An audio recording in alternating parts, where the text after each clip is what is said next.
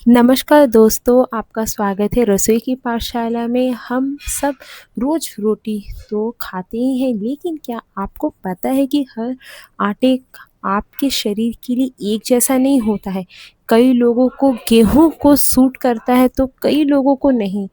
किसी को ज्वार अच्छा लगता है, किसी को बाजरा। तो आज इस वीडियो में हम समझेंगे कौन सा आटा आपकी बॉडी टाइप और मौसम के हिसाब से सबसे पसंद फ़ायदेमंद होता है। किन लोगों को कौन सा आटा कम खाना चाहिए और आखिर में परफेक्ट आटा गूँथने का तरीका भी हम ये जानेंगे, ताकि रोटी नरम भी बनी रहे और सेहत भी अच्छी रहे। तो चलिए शुरू करते हैं सही आटा का सही ज्ञान। अगर आप मेरे चैनल पर नए हैं और अभी तक सब्सक्राइब नहीं किया है तो प्लीज़ जाइए कीजिए लाइक शेयर सब्सक्राइब। साथ में मुझे कमेंट सेक्शन में बताएं कि आप मेरा वीडियो किस राज्य और शहर से देख रहे हैं, यानी कि सिटी और स्टेट से, क्योंकि मुझे जान के काफ़ी अच्छा लगेगा। और साथ में बिल्कुल भी ना भूलिए बेल आइकन को प्रेस करना, इससे मेरी हर एक वीडियो की नोटिफिकेशन आपको मिलती रहेगी। तो हमारे लिस्ट में सबसे पहले आता है गेहूं का आटा, जिसे कहा जाता है होल व्हीट फ्लावर। तो फ़ायदा ये है कि पेट भरा हुआ महसूस कराता है, एनर्जी देता है, रोज़मर्रा के खाने के लिए आसान और एक तरीके का लचीला है। किसे ध्यान से खाना चाहिए जिन्हें ब्लोटिंग, गैस या पेट भारी लगता हो, जिनको लोगों को ग्लूटीन सेंसिटिव की समस्या होती है। मौसम में कब बेहतर है, ये साल भर खाया जा सकता है। गर्मी में हल्का रखने के लिए मल्टीग्रेन के साथ इसे आप मिलाकर खाएं। इसी तरीके से दूसरा आता हमारा ज्वार का आटा।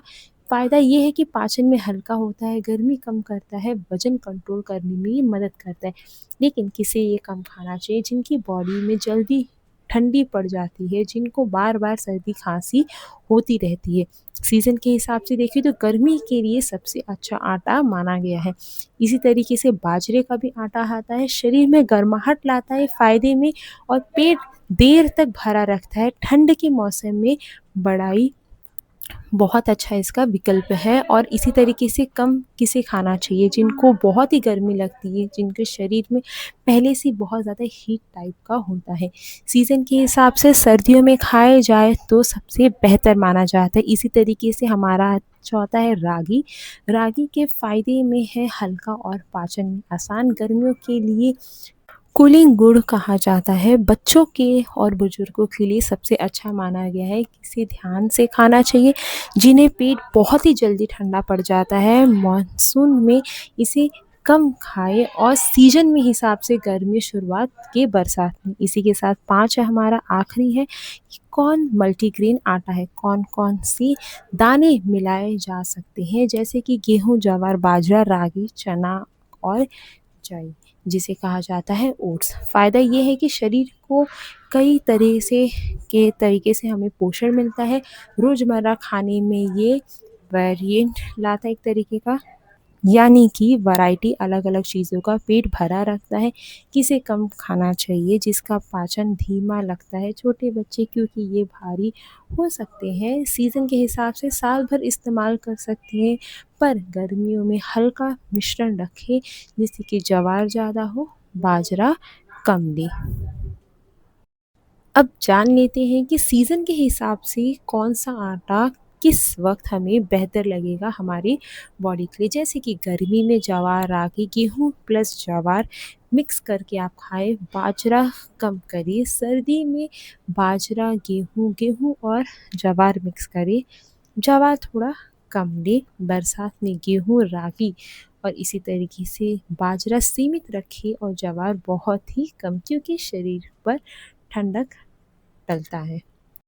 अब इसी के साथ जान लेते हैं कौन सा आटा किसको नहीं सूट करता है। जैसे कि गेहूँ जिनको ग्लूटीन भारी लगता हो, ज्वार जैसे जिनको ठंडी ज़्यादा लगती है, बाजरा जिनकी बॉडी में पहले से गर्मी ज़्यादा रहती है, और रागी जिनका पाचन बहुत ही कमज़ोर होता है, ये ठंड के प्रभाव का देता है। अब ये भी जान लेते हैं कि अगर आप गेहूँ का आटा बना रहे हैं तो उसे किस तरीके से सही तरीके से गूँधा जाए। तो पहले आता है पानी को धीरे-धीरे डालें, एकदम ज़्यादा पानी डालने से आटा चिपचिपा हो जाता है। 2-10 मिनट के लिए उसे छोड़ दें, आटा फूल जाता है और रोटी नरम बनती है। 3 थोड़ा गुनगुना पानी का इस्तेमाल करें, ये आटा जल्दी सेट कर देता है और रोटी मुलायम बनती है। गर्मी में इसे सामान्य पानी से और सर्दियों में इसे हल्के गरम से करें। यही 4 मल्टीग्रेन अगर आटा हो तो उसमें 1 चम्मच तेल और थोड़ा-सा ज़्यादा पानी, ताकि रोटी सूखे नहीं। 5 सीज़न के हिसाब से कैसे मिक्स करें गूँधे आटे को, जैसे कि गर्मी में पानी थोड़ा ठंडा हो, सर्दी में गुनगुना पानी हो, बरसात में कम पानी, नमी वजह से ही आटा जल्दी ढल जाता है। अब इसी के साथ कुछ एक्स्ट्रा बोनस पॉइंट्स, जैसे कि दादी-नानी के टिप है, रोटी सूखे ना बने इसके लिए गूँथते समय थोड़ा-सा तेल या देसी घी लगा दें।